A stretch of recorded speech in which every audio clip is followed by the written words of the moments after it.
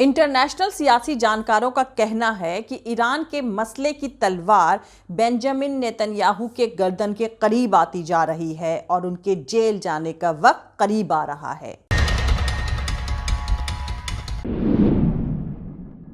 दरअसल इजराइल में prime minister Benjamin Netanyahu के अपोनेंट्स के बीच गठबंधन सरकार बनाने को लेकर आपसी सहमति बन गई है, जिसके चलते नेतन्याहू की विदाई का रास्ता साफ हो गया है।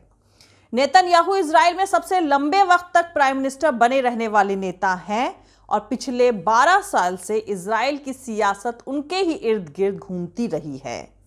मार्च में हुए इलेक्शन में नेतन्याहू की लिकुड पार्टी को बहुमत नहीं मिला था, जिसके बाद दूसरे नंबर की पार्टी और उसको सपोर्ट करने वाली पार्टियों को सरकार बनाने के लिए कहा गया था।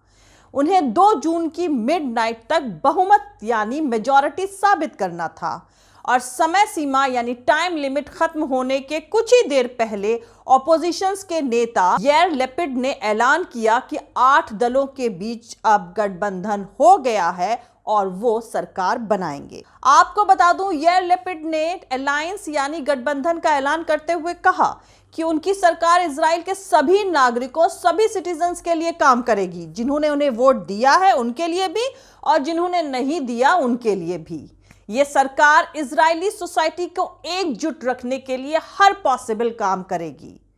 वैसे इजरायली मीडिया में एक तस्वीर खूब दिखाई जा रही है, जिसमें यार लेपिड, नेफ्ताली बेनेट और अरब इस्लामी राम पार्टी के नेता मंसूर अब्बास समझौते के पेपर पर दस्तखत करते दिखाई दे रहे हैं। मंसूर अब्बास ने पत्रकारों से कहा कि इस समझौते में कई ऐसी चीजें हैं जिनसे अरब समाज को फायदा होगा। वैसे इस नई सरकार को संसद में वोटिंग करवाने के बाद ही ओथ दिलाई जा सकेगी।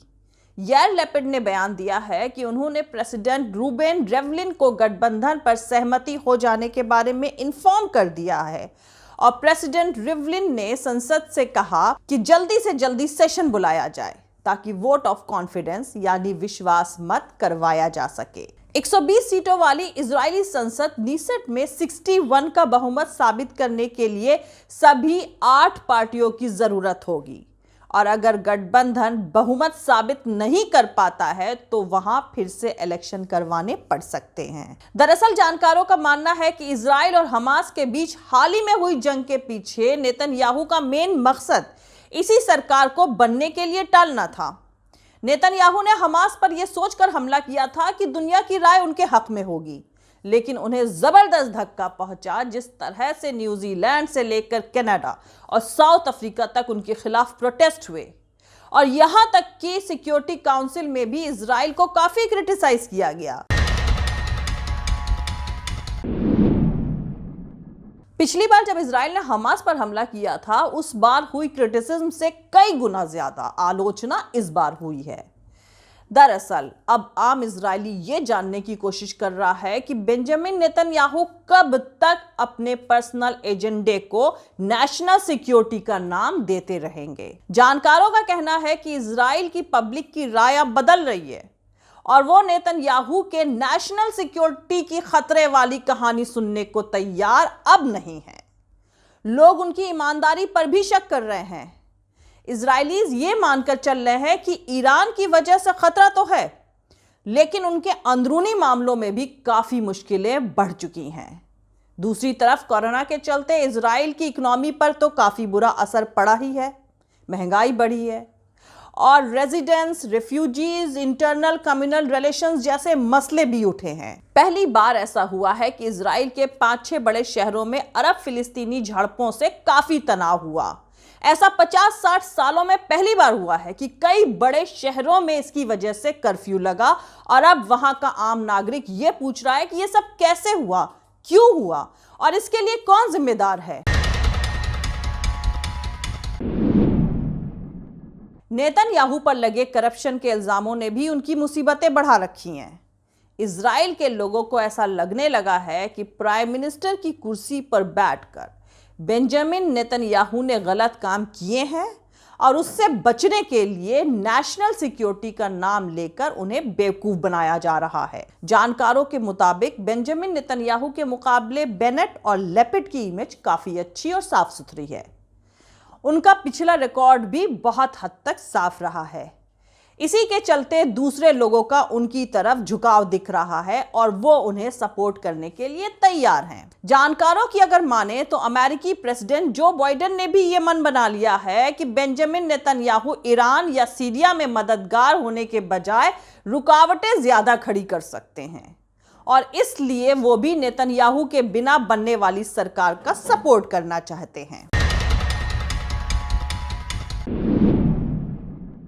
दरअसल नेतन्याहू इस बात की उम्मीद नहीं कर रहे थे कि बाइडेन अमेरिका के प्रेसिडेंट चुन लिए जाएंगे। डोनाल्ड ट्रंप नेतन्याहू को लगातार मदद देते आ रहे थे, चाहे वो ईरान परमाणु समझौते को कैंसिल करने का मामला हो या जेरूसलम को इजराइल की कैपिटल बनाने का मामला हो। जो बाइडेन का अमेरिकी राष्ट्रपति, अमेरिकी प्रेसिडेंट चुना जाना नेतन्याहू के लिए एक बहुत बड़ा धक्का था, क्योंकि ईरान परमाणु समझौते का सपोर्ट ओबामा जो बाइडेन ने नेतन्याहू के खिलाफ जाकर किया था और अब अमेरिका दोबारा इस समझौते में शामिल होना चाहता है, जो नेतन्याहू नहीं चाहते। मतलब ईरान के मसले की तलवार नेतन्याहू के गर्दन के करीब आती जा रही है, क्योंकि बाइडेन ने ईरान के मामले में उन पुराने मीडिएटर्स को दोबारा अपॉइंट कर दिया है जिन्हें ईरान का सपोर्टर समझा जाता है, और यह भी बेंजामिन नेतन्याहू के लिए एक बहुत बड़ा झटका है।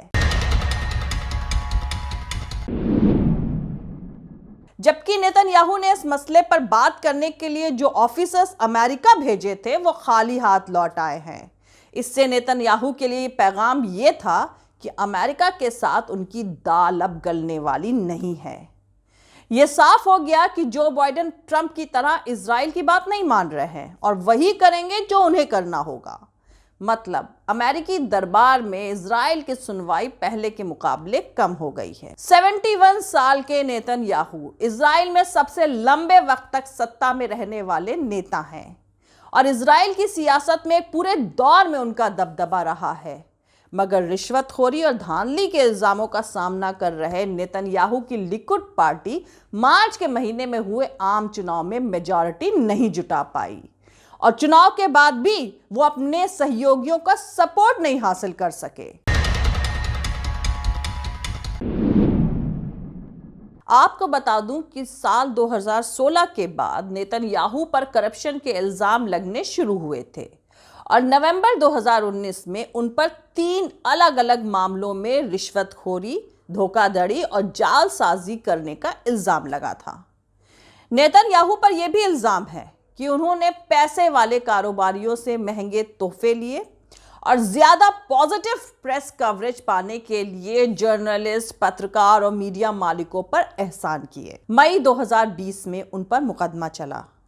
इन आपराधिक इल्जामों के बावजूद नेतन्याहू 1 साल से भी कम वक्त में 3 आम चुनाव में कायम रहे और उन्होंने कोरोना वायरस की इमरजेंसी से निपटने के लिए स्थापित सरकार में सियासी ओपोनेंट बेनी गैंट्स के साथ सत्ता साझा करने के लिए सहमत होकर अपने लिए रिकॉर्ड बनाने वाला 5वां टेन्योर भी जीत लिया।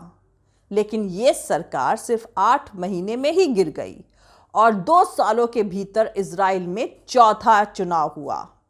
हालांकि लिकुड पार्टी ने सबसे ज्यादा सीटें जीती, लेकिन दूसरे दलों के बीच नेतन्याहू के प्रधानमंत्री के तौर पर बने रहने के विरोध का मतलब था कि वो मेजॉरिटी हासिल नहीं कर सके।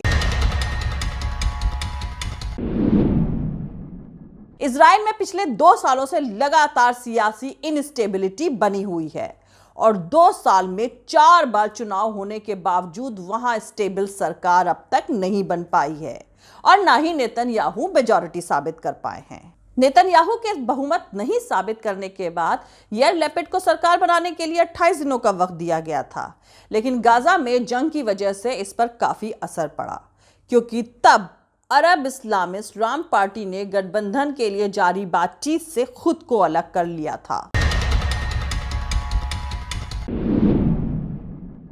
हमास और इजराइल के बीच 11 दिनों तक चली जंग के दौरान इजराइल के अंदर भी यहूदियों और वहां बसे अरबों के बीच झड़पें हुई थी।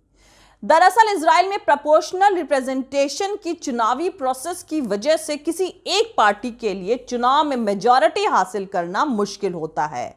ऐसे में छोटे दलों की अहमियत बढ़ जाती है, जिनकी बदौलत बड़ी पार्टियां सरकार बनाने के आंकड़ों को हासिल कर पाती हैं।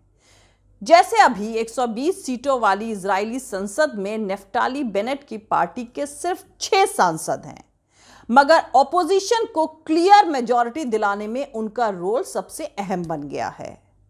वैसे जानकारों का कहना है कि नेतन्याहू की हार उनके वामपंथी विरोधियों की वजह से नहीं, बल्कि उन्हीं के राइट विंगर सपोर्टर्स की वजह से हुई है, जिन्हें उन्होंने अपने सख्त रवैये की वजह से दुश्मन बना लिया था। दूसरी तरफ नए गठबंधन से किसी को बहुत बड़े या नए फैसलों की उम्मीद नहीं रखनी चाहिए, क्योंकि गठबंधन के नेताओं का सारा ध्यान अभी नेतन्याहू को मात देने के बाद अपनी सरकार को बचाने पर रहेगा। और सबसे अहम आने वाले वक्त में देखने वाली बात यह होगी कि नेतन्याहू अपने आप को जेल जाने से बचा पाएंगे या नहीं। जय हिंद, सत्यमेव जयते, अल्लाह हाफिज। दोस्तों, हमारा पूरा वीडियो दूसरी और वीडियोस देखने के लिए हमारा YouTube channel political Tamasha with doctor Arshi को सब्सक्राइब करके वहां पे लगी बेल आइकॉन को जरूर दबा दें, ताकि आपको हमारे आने वाले हर वीडियो की अपडेट्स मिलती रहे। और दोस्तों, अगर आपको हमारा काम पसंद आता है, हमारे वीडियोस पसंद आते हैं, तो www.patreon.com/dr अर्शी खान पर जाकर डोनेट करके आप हमारे काम को सपोर्ट कर सकते हैं। दोस्तों, अगर आपको हमारा वीडियो पसंद आता है तो लाइक और शेयर करना हरगिज नहीं भूलें। आप हमें फॉलो भी कर सकते हैं हमारे ट्विटर, इंस्टाग्राम और फेसबुक पेज पर। मेरा ट्विटर हैंडल है @arshi_aziz khan। Thank you. मिलते हैं अगले वीडियो में।